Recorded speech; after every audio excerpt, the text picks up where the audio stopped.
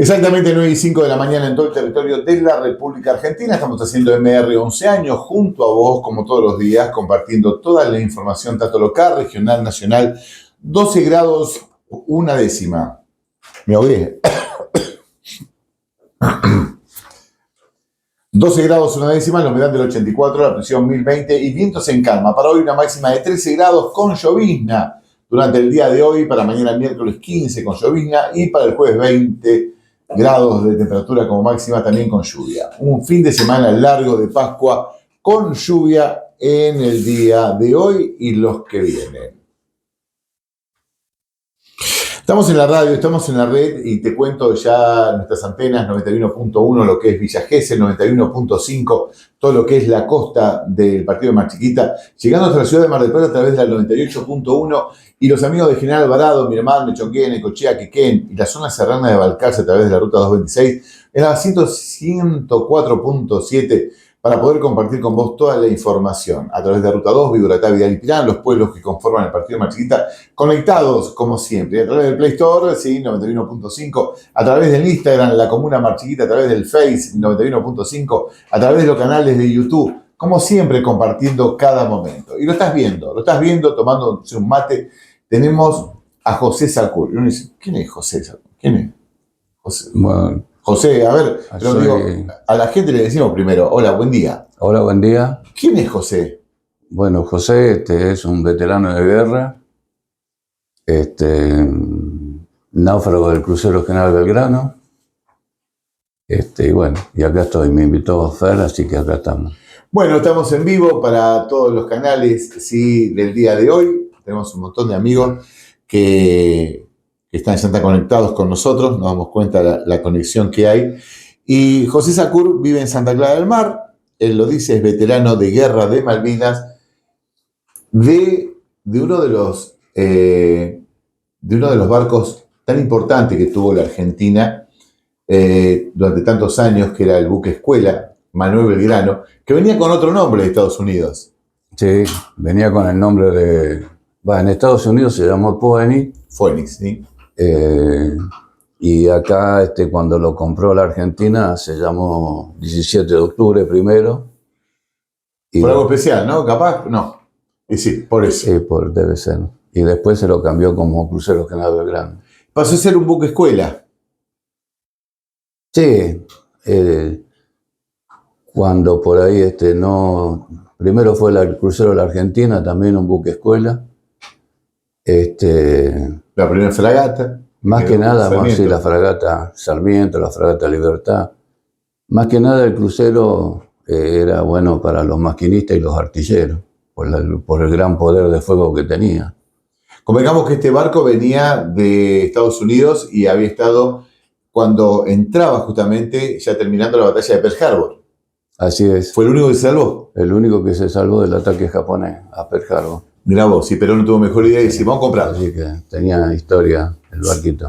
Qué historia, ¿no? En serio, qué historia de haber visto esa... Mucha historia. Mucha historia, pero un poco de tu historia. ¿Dónde naciste, José?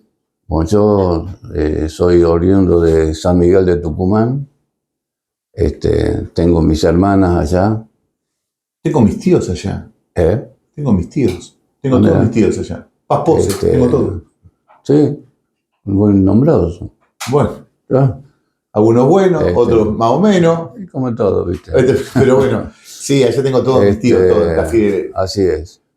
Mis papás fallecieron, así que me quedan... Tengo 3 hermanas. Mirá. Una... Sobrinos, nietos. Tengo mi hermana que vive en Yerbabuena. Sí. Otra en La Rinconada. Y otra que está un poquito más lejos, que está en San Pedro Codalao. Está bien, pero ¿naciste en Tucumán? Nací en Tucumán. ¿Y cómo llegaste a la Armada? Bueno, también eran tiempos muy difíciles. En aquella época terminé de estudiar y bueno, no se conseguía trabajo. Viste, anduve pelando caña. Con Palito Ortega. Sí, como changuito cañero. Estuve trabajando en obras. En camiones transportando arena, ripio, ladrillo.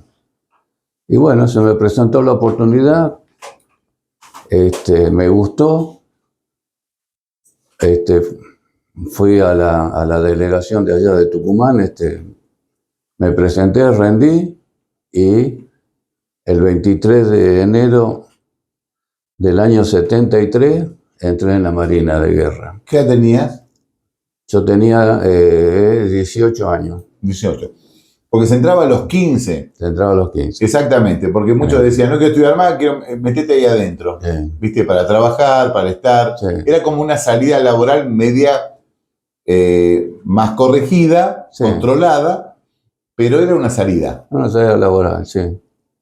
Y bueno, después de ahí, de un mes de un periodo que se le llamó de reclutamiento, de tanto que vinimos quedamos un grupo más reducido y me dan la especialidad de enfermero. De enfermero.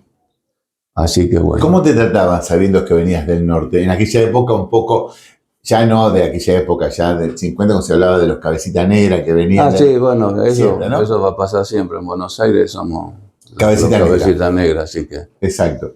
¿Y cómo era el trato? Mirá con el tucumano, viene el tucumano. Lo que pasa es que se recluta mucha gente de todas partes del país. Sí. Nosotros veníamos con catamarqueños, santiagueños, así que bueno, tengo muchos compañeros cordobeses, sanjuaninos, del mismo Punta Alta, claro, de Buenos Aires, bueno, y así fuimos quedando muy poquitos ya de la camada. Así que un grupo se fue a Infantería de Marina también. Así que. ¿Y por qué enfermería? Te agarraron y dijeron, enfermería. No, viste, me hicieron un test psicológico y me salió enfermero. Bueno. A mí, que viste, yo pasaba a 2 cuadras de un hospital y me desmayaba, porque viste, no podía sentir olor a hospital, ni ver sangre, nada. Y bueno, me fui acostumbrando y terminé. Terminé mi época laboral, no en la Marina, porque yo después de la guerra en el año 86 me fui de baja. Y bueno, después de ahí entré a trabajar Ahora llegamos a ese tiempo. En la vida, porque bueno, hasta ese momento era soltero, sí, noviando. No, yo ya estaba casado. ¿Con 18? No, con 18 no, perdón. Vos me trajiste más atrás. No, vamos atrás, más atrás, 18. Entraste a la Marina. Empecé, sí, estuve un año en la escuela de mecánica y después de ahí nos llevaron a Puerto Belgrano. Vamos a hablar del 73. Hasta el 81 estuviste en la escuela de mecánica. No, un año estuve. Un año solo estuviste. El 73. 73. Después de ahí nos fuimos a Puerto Belgrano y ahí empezó la carrera de enfermería. Bien. Porque ahí estaba la escuela de sanidad. Mira vos, pasaron los años, pasaron. ¿Desfilaste? ¿En Buenos Aires? Sí. En Libertador, ¿cuántas veces desfilaste? No muchas, pero sí, se hizo el desfile más grande por la Avenida Libertador en ese año. Así que creo que grande fue que en se 73 o 74 por ahí. Mira vos. Fueron pasando los años y bueno, uno seguía trabajando, eras militar. Era militar. Eras militar. Acá eras militar y estabas ahí. Cuando estabas ya dentro de la fuerza, ¿te casaste estando en la fuerza? Me casé estando en la fuerza. Sí. Sí. Y bueno. ¿Dónde te casaste, te acordás? Me casé en el año 76. ¿Dónde? En Punta Alta. En Punta Alta. Sí. Mirá vos. Seguías trabajando. Bueno, y década del 80, la música de los 80, el pelo largo, viste, ya era diferente, era otra cosa. Pero uno seguía siendo de las Fuerzas Armadas. ¿Qué era más importante? ¿Fuerzas Armadas, Ejército o Aeronáutica? ¿Qué tuviera? A ver, porque Aeronáutica era top. Sí, Ser Tom Gunn era... sí, en realidad, de la familia somos 2 militares únicamente. Tengo un primo hermano en Bahía Blanca, que como se llama, él estaba en ejército. Bien. Él terminó su carrera, se fue como suboficial mayor. Y yo, somos los 2 únicos militares de la familia. Tanto de la parte de mamá como de la parte de papá, ¿no? ¿Y cómo se llevaba Ejército y Marina? ¿Cómo no se había llevaba? nadie. Nada, y entre familia, ¿viste? Claro. O sea, no había mucha discusión, pero, ¿viste? Siempre existe esa pique, igual que el tucumano con el santiagueño, ¿viste? Exacto. Y con Ejército, ¿viste? Siempre tenemos ese problema, pero bueno. Bueno. Pero ya somos todos hermanos hoy en día. Pasaron los años y bueno, década del 80, año 81 y finales ya del 81, entrando año nuevo, año 82, ¿sí? Donde hubo cambio de gobierno, se va Viola y entra Galtieri, ¿sí? Después de la Junta Militar, Videla, Macera y Agosti, donde ya hubo unas escaramuzas en el sur con Chile, por el canal de Beagle.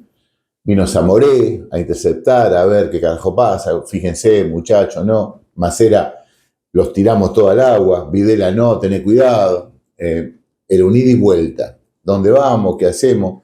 Argentina con una flota en ese momento que era mierda. Yo que 2 bombazos no quedaba ni un chileno. Un ejemplo, ¿no? Doy porque era muy fuerte la flota que tenía. Sí, Digo más, era fuerte la Armada era más fuerte, yo creo que era más fuerte que el Ejército, la Armada era muy fuerte, más era un desquiciado, pero no importa, era milico, los milicos, bueno, marcaba esa tendencia. Año 82, ¿y qué pasó en marzo del 82?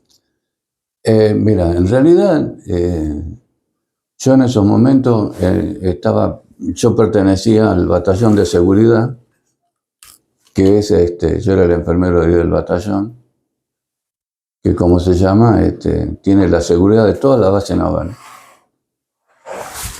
que es un batallón que infante de marina, ¿viste? En marzo fue una cosa rara porque se empezó a preparar, el batallón contaba de 4 compañías y se empezó a salir de campaña. Campaña se llama ir al terreno, a practicar toda la parte de la guerra, vamos a decir. Están los grupos de tiradores, se hace con fuego real. Es bastante Qué raro, ¿no? Sí, uno siempre se pregunta, pero bueno, no había mucho ruido todavía sobre Malvinas, así que más que nada pensamos que podía haber un conflicto más cercano con Chile que con Inglaterra. Entonces, tuve 4 meses de campaña con las distintas compañías y bueno, y me entero de que me iba al crucero General Belgrano. ¿Ibas a Belgrano? ¿Ya habías estado en el Belgrano? Nunca. Nunca. Cuando lo viste dijiste, mira, qué grandote. No, sí, lo conocía porque, viste, uno siempre cuando llega, te imaginas más nosotros del norte que nunca veíamos estas cosas.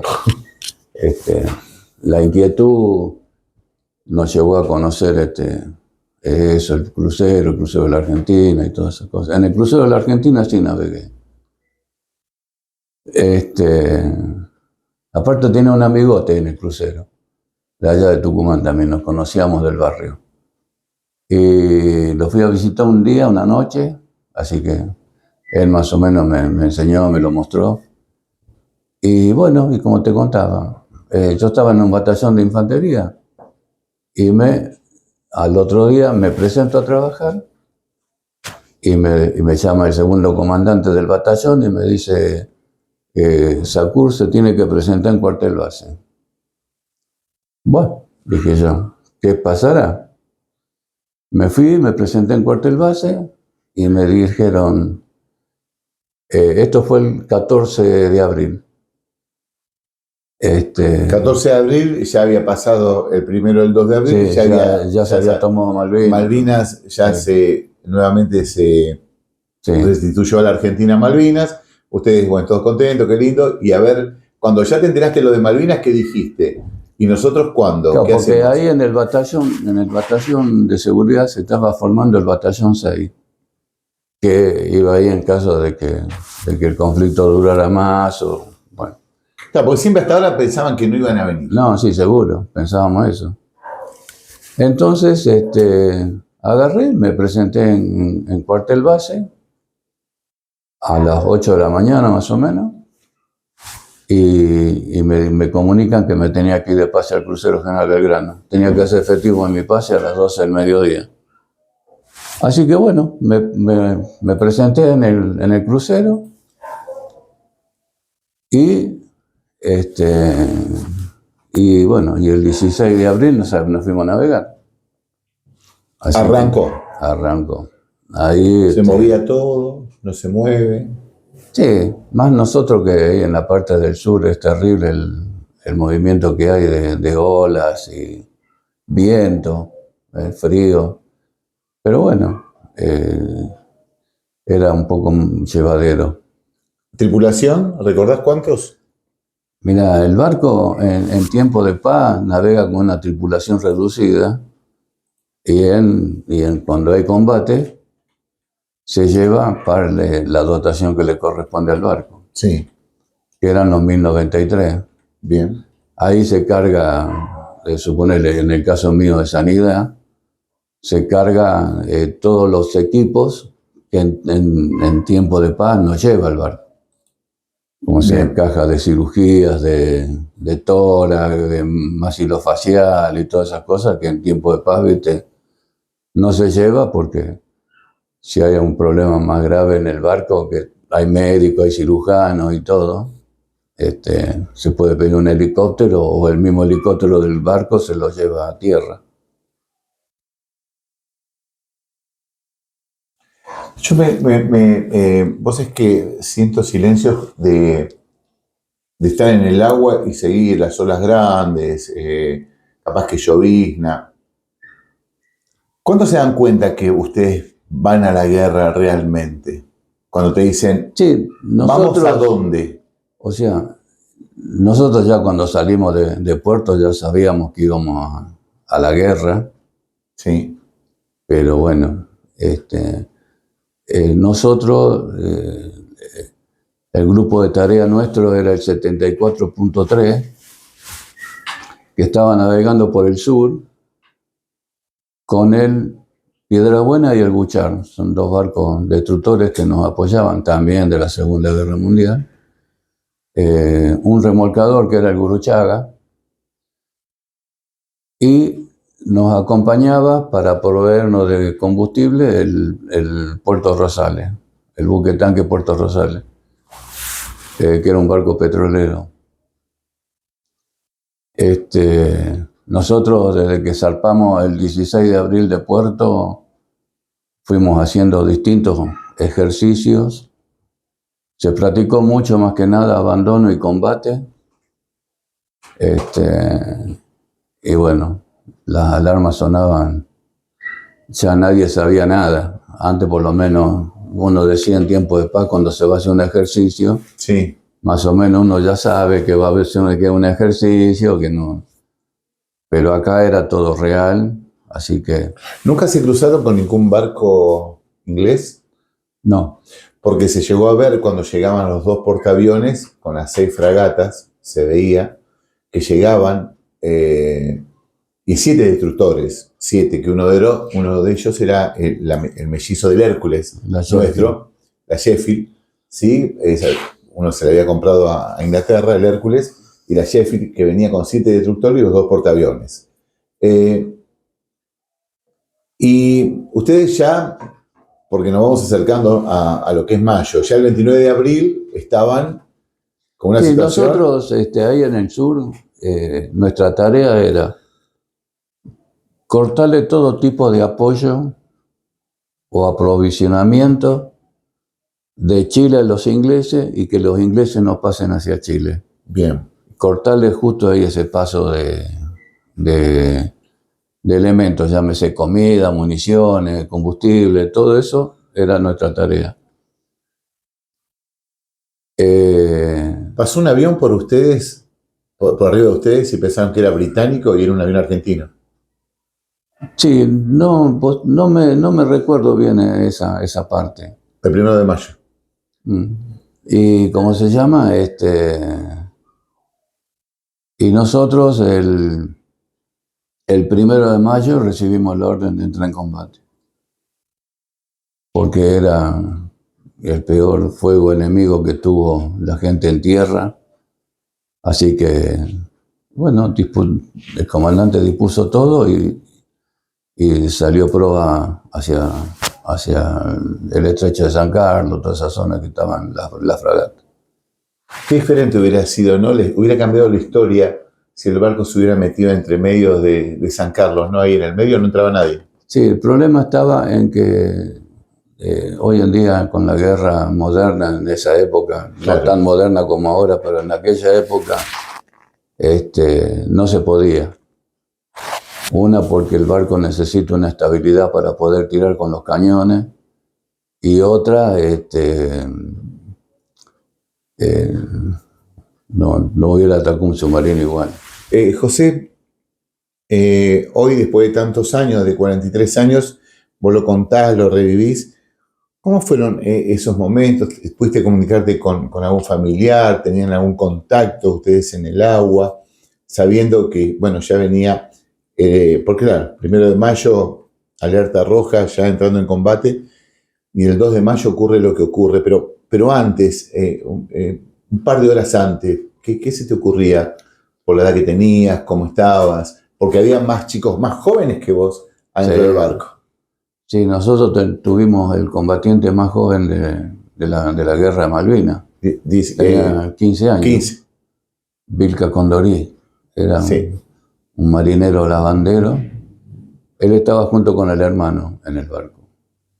Y el tercer hermano era enfermero. Y ahora en estos momentos, bueno, ya es abogado y se dedica a otra cosa.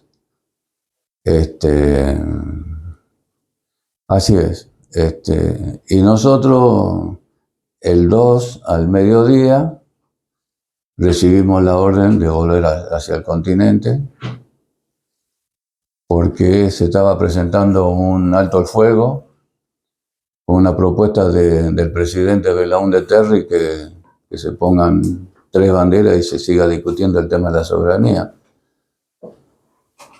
Pero bueno, ahí se quedó determinado que Margaret Thatcher no quería tener ningún tipo de contemplación y nos hunden a nosotros. Claro, voy a esto. Eso, la famosa 200 millas en guerra, olvídate. Olvídate. Ni 200, ni 100. Acá se reunió con el gabinete, llamó varias veces el capitán del Conqueror y dijo, acá lo tenemos en la mira, tiren. Y después volvieron a preguntar, ¿seguro? Sí, dicen que sí. Y tiraron 4 torpedos. 4. Sí, de los cuales a nosotros nos erra uno. En realidad lo que hace el submarino le tira a todos los barcos que estaban con nosotros. A nosotros nos impacta 2. Que bueno, en un primer momento se lo consideró un crimen de guerra el hundimiento de Belgrano. Y después el presidente Menem volvió todo para atrás. ¿Por qué? Porque el barco estaba regresando al continente cuando le tiró los torpedos. El primer torpedo nos pegó en la máquina de popa. Que no estabas vos ahí. No, yo no estaba ahí. ¿Cómo se siente ese ruido, esa explosión, José? Y se siente como teníamos mal tiempo, un temporal bárbaro, entonces yo pensé de que el barco había entrado en una ola que como que se cabeció un poco y después le costaba salir del agua. Sí. Y a los 2 minutos o a los segundos nos pegó el segundo torpedo que nos arrancó. Ahí sí ya estaba más cerca yo, que nos arrancó 15 metros de proa. Yo ese día me encontraba de guardia en la enfermería, en donde teníamos ahí unos internados. Y a quien teníamos más o menos, bueno, no para la juventud de ahora, pero para nosotros los más viejos, lo teníamos internado al hijo de Argibay Molina, que estaba haciendo la colimba. Justo estaba ahí, estaba internado en la enfermería, porque le habíamos sacado una uña encarnada que tenía. Y bueno, traíamos un suboficial en coma también, que despertó un día antes. Y ese momento así de incertidumbre donde ya nomás el barco se pone de costado, prácticamente. Sí, prácticamente. Fue muy rápido todo. Todo. Viste, el barco ahí con el primer torpedo ya se quedó sin propulsión y sin luz. Nos quedamos totalmente a la deriva. Y bueno, y ahí no había comunicación, no había nada. El comandante y el segundo que estaban en el puente gritaban las órdenes hasta que se dio la orden de abandono y empezamos todos a abandonar el barco. Caían las balsas, unas balsas que tenían una capacidad ¿para cuánto? Para 20 personas. 20. Que nunca llegaron hasta las 20 ahí adentro. Hubo más también. Hubo más. Hubo gente que venían 32, 40. En una balsa de 20. Sí. Había balsas que venían 2, que esa gente lamentablemente falleció por el frío. Como sea, en el caso de mi balsa, en mi balsa veníamos 10 nada más, que no era mi balsa la que me correspondía a mí. Porque cuando yo fui al lugar donde estaba mi balsa, cuando logro salir a la cubierta, sí. Ya no estaba más. Entonces me vuelvo, porque yo en el trayecto de que salgo, yo salí en la proa, en el trayecto que voy hacia mi balsa que estaba a la altura del puente, en el camino me encuentro con el suboficial primero enfermero, que era mi encargado, que estaba con una crisis asmática. Él, un hombre asmático, que siempre en su poder tenía en su bolsillo una ampolla de Decadrón. Ah, Decadrón. Y en aquella época se usaba mucho el aminofilín. Claro. El aminofilín, mira la caja grande, blanca, de Sandoz, laboratorio ahora Sandoz. Ya se usan otras cosas ya son mucho mejor. Laboratorio Sandoz, mira vos. Y bueno, yo te imaginás que cuando salí el barco tenía una escora bastante importante, ya teníamos el agua en la cubierta.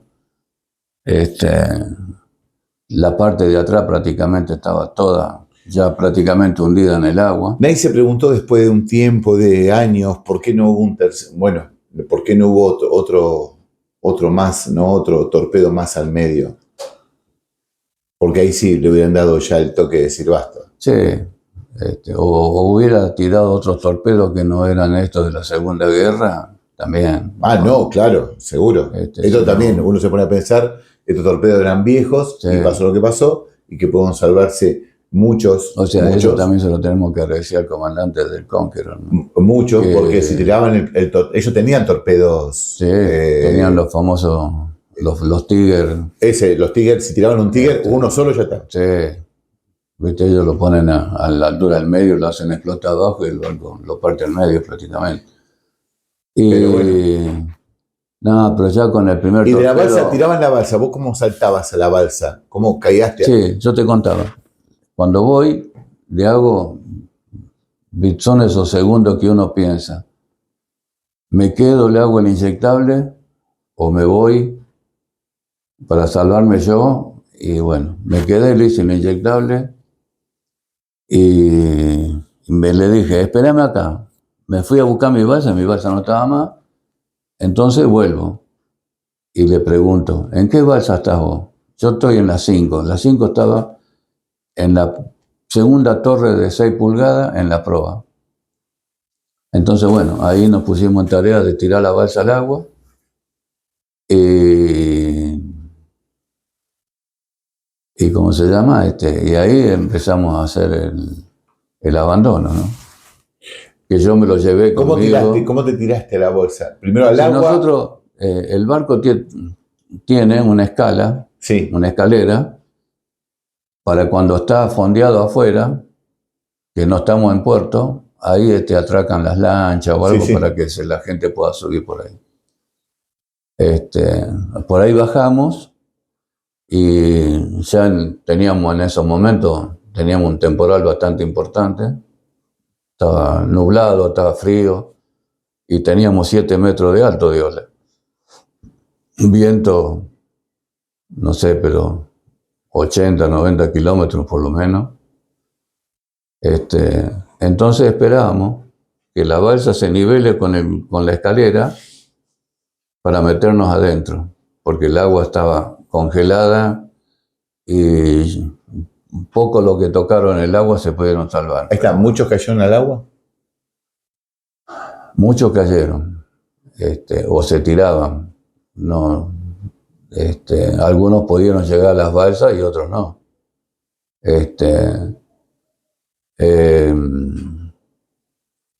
Y ahí nos fuimos metiendo dentro de la balsa y bueno, y éramos 10 en total.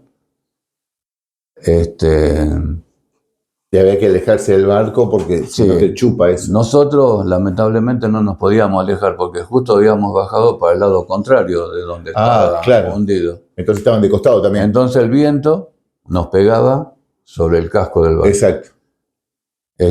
Vino un bote de goma que teníamos para podernos, nos atamos con las otras balsas para poder que nos aleje un poco. Claro.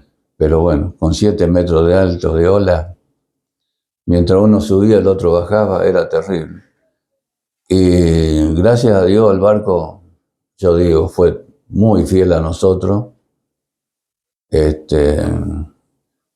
Enseguida, bueno, ya el barco ya estaba prácticamente lleno de agua, que no hizo esa succión que hacen los barcos cuando se hunden. Claro, porque fue de costado. Sí, primero se hundió la popa, que ya estaba prácticamente el hangar, todo eso estaba todo lleno de agua. ¿Quién sacaba esas fotos? ¿Quién fue el que sacó las fotos? Esa la sacó un oficial, porque se ve que está del lado contrario. Tiene una Pocket 110. Sí, la sacó de ahí, porque se ve el techo de la balsa y el barco allá al final. Sí. Que son la única fototestigos que hay, no hay nadie más. No. Y el último que se tira es el capitán. Sí, el capitán estaba en la proa con el suboficial Barrio Nuevo. Sí. Así que bueno, él fue el último en abandonar el barco. Y después lo que tardaron... Después de ahí... Porque los dos barcos que estaban con ustedes se fueron. Sí, uno va pensando los pasos, ¿no? Yo pensé cómo hago para salir de ahí abajo sin lastimarme, más que nada sin quemarme, porque la mayoría de los vivos que hubo del Belgrano están todos quemados. Algunos fallecieron por las grandes quemaduras. Claro. Y sí, el torpedo que nos pegó en las máquinas de popa fue el que más daño nos hizo, porque una que agarró los 2 o 3 compartimentos donde dormía la gente. Y Abel te cuenta, Bueno, Abel estuvo más expuesto que yo. El otro veterano también de guerra, del crucero, que tenemos 2, ustedes están en la asociación civil, los 2. Y te cuenta Abel lo que vivió en ese momento, que eso fue tremendo ahí, lo que vos decís. Y después de ¿cuántas horas vinieron al rescate? No, y viste como te decía, mi primera preocupación fue cómo salir del barco. Una vez que ya estuve arriba y que estuve adentro de la balsa, pensé en cómo podemos sobrevivir. Que me acuerdo que un suboficial, también enfermero, traía una manta. Y esa manta nos fue cobijando primero 4, después 6, 8 y nos cobijó a los 10. Se hizo chicle. No te miento, ¿eh? ¿Por qué? Porque el viento nos rompió todos los cierres, entraba agua, entraba viento. Bastante complicada la situación.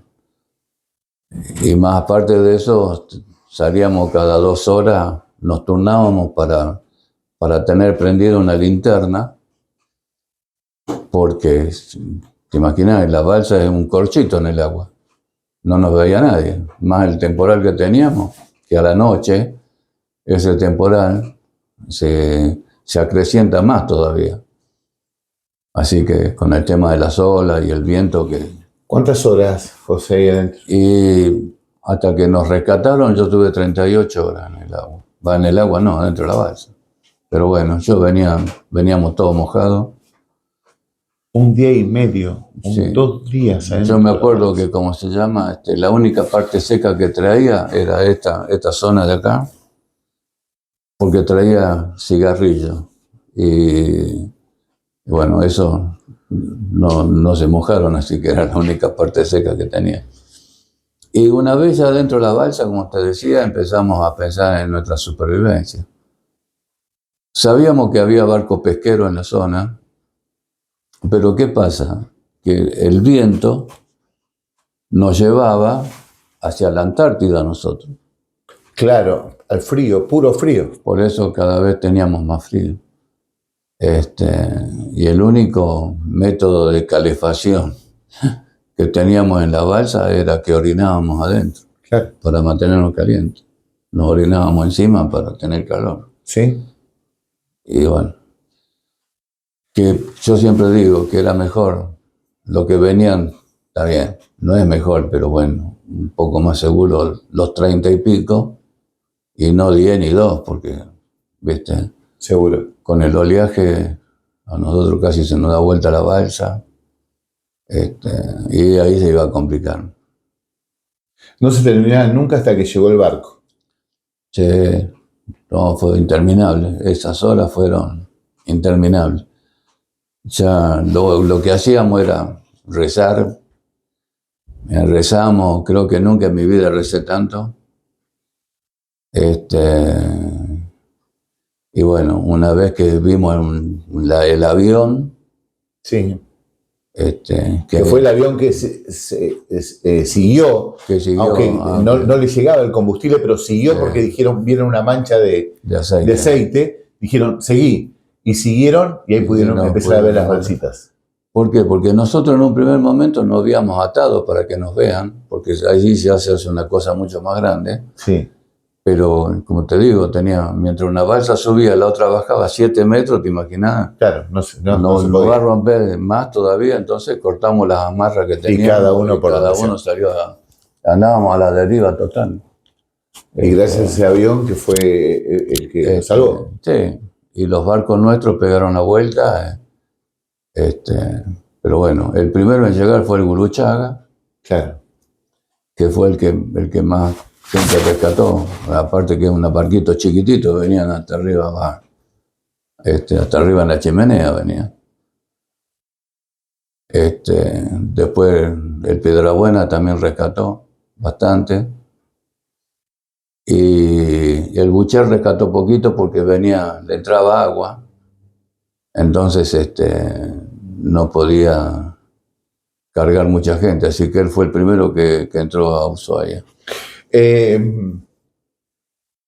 Pasó toda esa historia, llegaste al continente, ¿sí? Y ¿cómo era estar de nuevo en tierra? Sí, mira, ahí en Ushuaia, me acuerdo, llegamos, nos tomaron los apellidos y los nombres, el número de matrícula, que esos datos los pasaban a Puerto Belgrano, donde estaba la oficina de datos, donde se reunían todos los datos. Perdón, todo empapado, todo No, viste, cuando entramos al Piedrabuena, la gente pobre del barco, te digo, nos dio una hospitalidad bastante todo muy paspado, buena. todo Nos dieron ropa, comida, lo que pero podían. te imaginas que no había ropa a medida.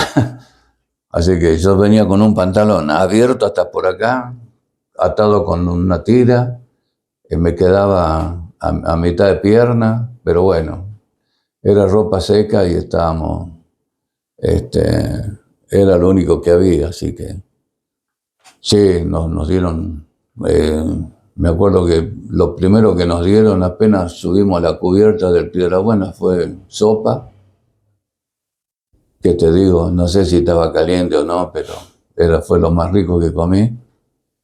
Y después no me acuerdo qué otra cosa, creo que nos dieron milanesa, no me acuerdo. Y ya una vez entrando en Ushuaia, ahí nos dieron ropa, que nos dieron unos overoles zona sur, bastante calentitos. Yo le contaba el otro día a los chicos en una conferencia que tuvimos en la escuela, que nos metieron en un galpón donde había tanques de combustible prendido fuego, de esos 200 litros. Sí. Oh, era sofocante el calor que hacía ahí adentro. Pero bueno, ahí no, nos terminamos de ablandar porque veníamos recongelados. Y había duchas, así que ahí la aproveché la ducha. No me acuerdo, pero estuve como 2 o 3 horas bajo el agua caliente para poderme descongelar. Y bueno, y ahí transcurrimos ahí, después, como a las 5 de la tarde más o menos, nos subieron a un avión y nos trajeron al continente, que bajamos en la base Espora, y ahí, bueno, ahí ya empezó otra guerra para nosotros. Seguro, ya empezaba otra etapa. Otra etapa. ¿Qué otra etapa? Que seguramente tendremos todo el tiempo del mundo para hablar de esta etapa, porque creo que Malvinas se divide en 3. Cuando estuvieron en la isla y con lo que pasó, cuando llegaron al continente después de la guerra y el día de hoy, ¿no? Yo creo que se divide en 3 partes, la vida tuya como la vida de los veteranos de guerra, como la vida del que recuerda y el que no quiere hablar, la vida como cuando llegaste y era más fácil decir, no, yo estaba en Devoto y dame trabajo, a decir, vengo de una guerra, de pedo, y la vida de hoy, decir, hoy puedo contarles lo que viví, cómo viví, de qué manera, y parecería que uno lo traslada a una película de acción cuando lo mira por televisión y decís, esto es una película, yo te voy a contar la realidad. Entonces parecería que uno tiene otras realidades, muchas veces cuando vas a la escuela y te escuchan y te preguntan, y después, ¿viste a los ingleses? ¿No los viste a los ingleses? Y no, nunca los llegué a ver los ingleses. No, nosotros no. Pero, y eso a costa de algo que quedó al fondo del mar y que fue parte de tu vida, ¿no? Y hoy, la familia, ¿cómo es la familia hoy, José? Bueno, yo me separé en el 2006, ya tenía 3 hijos. Tenía el varón que cuando yo me fui a la guerra tenía 6 años. Mira. Y después vinieron 2 nenas.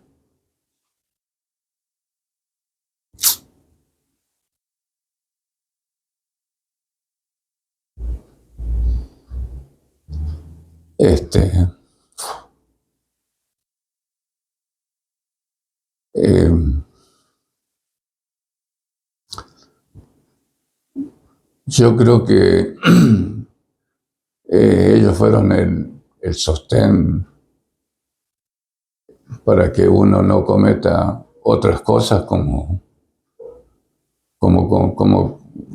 como le sucedió a un montón de compañeros que se mataron. Fueron más los que se quedaron en el continente de los que quedaron en la isla. Eso es así. Yo creo que la contención en su momento está bien. Uno puede haber hecho su vida, bien, mal, como sea, pero siempre recordando y teniendo de cerca a esa familia que te dio esa fuerza, ¿no? Para seguir adelante. Y hoy, ¿por qué Santa Clara del Mar?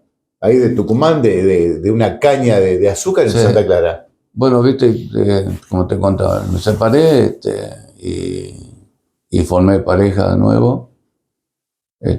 Así que bueno. Y como Guillermo, tuviste 15 más. No, ese no. Ese... No. Yo tengo una hija del corazón Mira qué linda. y un nieto del corazón. Mira qué bueno. Y por parte de mis hijos tengo seis nietos. 6 nietos, mira. Tengo una nieta ya grande, 27 años. ¿Nadie sigue la carrera militar? No. No, ninguno. Ninguno. No. Ninguno. ¿Nunca le dijiste a ninguno? Che, ¿no quieres ser militar? No. Sí, decimos. Traté Yo siempre dije. Traté de que no, ¿viste? Porque yo, te digo la verdad, en mi vida militar la pasé re mal. ¿Sí? Pero, porque, ¿viste? O sea, no le echo la culpa a la Armada. ¿Por qué? Porque la Armada me dio un porvenir, me dio un estudio que me sirvió para la vida, después civil. Pero sí, ¿viste? La gente que la compone. Seguro. Terrible. Seguro. Más que nada, ¿viste? Uno acumula cosas. Exacto. Porque, ¿viste? Yo también estuve en el sur con el tema de Chile en el 78. ¿viste? Sí. Y en esa época he visto gente operarse, buscar cualquier diagnóstico para no ir a la guerra. Excusa. Viste que después en el 82, cuando vos venís de un verdadero combate, nosotros empezamos a sufrir terriblemente ya cuando llegamos. Sí. Así fue. Sí. Viste. No cabe duda. Con jerarquías, tener orden cerrado. Sí. No hicieron iniquidades, ¿viste? Iniquidades. Nos trataron pésimamente mal. ¿Por qué elegiste Santa Clara? Eso me dijiste. Porque me gustó. Vine 2 veces a cenar acá y me gustó. Aparte, bueno, Abel ya vivía acá. Sí. La tranquilidad que hay, la seguridad más que nada. Y bueno, uno está tranquilo. Que no bueno. Pasaría en Mar del Plata. Diferente. Muy diferente. José, yo te quiero agradecer mucho. Bueno, esta es una parte de lo que nos cuenta, de parte de su historia en el momento que se vivió en el Manuel Belgrano. Sí, pero hay otras partes después en el continente y la última parte de la familia, de sus nietos, de sus hijos del corazón, su familia, su pareja, es decir, todo lo que se vive, pero claro, nos queda la mitad de todo esto, el volver al continente, que eso también va a ser charla seguramente para otro momento, pero no olvidar que este año son 43 años de la gesta que ha tenido estos veteranos de guerra que están con nosotros acá en el partido Mar Chiquita, como están en tantos lugares de la Argentina, ¿sí? Veteranos que tienen que ser reconocidos y que sean reconocidos siempre, durante todo el año, no solamente un 2 de abril o un 14 o vaya a saber cuándo, sino que tiene que ser de esta manera. Yo te agradezco mucho, gracias por tu forma de dar a conocer. Yo no me imagino ola de 7 metros, ¿cómo será? No sé, como una ola de 7 metros gigante, adentro de una balsa, 38 horas. No tenemos ni la más puta idea de los que dicen, yo estuve en Malvinas y casi voy, y yo estuve, flaco, a ver. Y lo que es una palabra autorizada, ¿no? Porque vos mirás un pendejo, mirás un joven hoy, mirás un pendejo hoy, mirás un tipo hoy, mirás un tipo de 40 hoy, de 50 hoy, y vos decís, flaco, vos no tenés ni idea, boludo. No tenés ni idea, Milei, lo que vivís, no tenés ni idea, vos, no sé, digo, tiro políticos como decir Macri, no tienen ni idea, cómo puede ser el común denominador de la gente, o ese pibe que te afana a los 14 o 18 o 25, o decir, no tienes ni idea, loco, lo que vivimos.